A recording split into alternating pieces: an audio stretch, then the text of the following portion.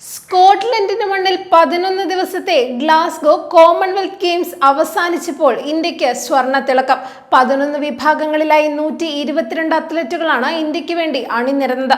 13 സ്വർണം ഉൾപ്പെടെ 39 മെഡലുകൾ ഇന്ത്യൻ സംഘം വാരിക്കൂട്ടി. 17 വെള്ളിയും 9 വെങ്കലവും നേടി ഇന്ത്യ 4ാം സ്ഥാനമാണ് നേടിയത്. 70 സ്വർണമടക്കം 171 മെഡലുകൾ നേടിയ ഓസ്ട്രേലിയയാണ് 1ാം സ്ഥാനത്ത്. 110 മെഡലുകളുമായി ഇംഗ്ലണ്ട് 2ാമതും 62 മെഡലുകളുമായി കാനഡ 3ാം സ്ഥാനവും നേടിയപ്പോൾ ആതിഥേയരായ സ്കോട്ട്ലൻഡ് ഇന്ത്യക്ക് തൊട്ടുപിന്നിൽ 5ാം സ്ഥാനത്തേക്ക് തള്ളപ്പെട്ടു.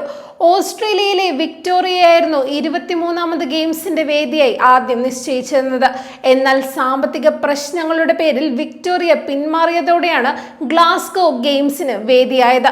ഇതോടെ ഒരുക്കങ്ങൾക്കുള്ള സമയക്കുറവ് കാരണം മത്സര ഇനങ്ങൾ 11ആയി ചുരുക്കി. കഴിഞ്ഞ ബർമിംഗ്ഹാം ഗെയിംസിൽ 26 ഇനങ്ങൾ ഉണ്ടായിരുന്നു. ഇന്ത്യയുടെ മെഡൽ നേട്ടങ്ങളെ ഇത് കാര്യമായി ബാധിച്ചു. ഇന്ത്യ മെഡലുകൾ വാരിക്കൂട്ടിയിരുന്ന ഷൂട്ടിംഗ്, ഗുസ്തി, ബാഡ്മിന്റൺ, ടേബിൾ ടെന്നീസ് തുടങ്ങിയവ ഇത്തവണ ഉണ്ടായിരുന്നില്ല. ഗ്ലാസ്ഗോയിൽ ഇന്ത്യയുടെ അഭിമാനം കാത്തത് ബോക്സിംഗ് താരങ്ങളാണ്. 7 സ്വർണമാണ് റിംഗിൽ ഇന്ത്യ ഇടിച്ചിട്ടത്. 3 വെള്ളിയും നേടി. വനിതാ ബോക്സർമാരാണ് 5 സ്വർണം നേടിയത്.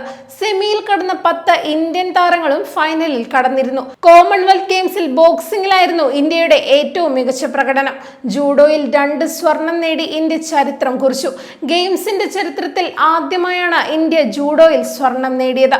വനിതകളുടെ 48 കിലോ വിഭാഗത്തിൽ അസ്മിത ഡേയും പുരുഷന്മാരുടെ 60 കിലോ വിഭാഗത്തിൽ ഹർഷ് സിംഗുമാണ് ഇന്ത്യയെ പൊന്നണിയിച്ചത്.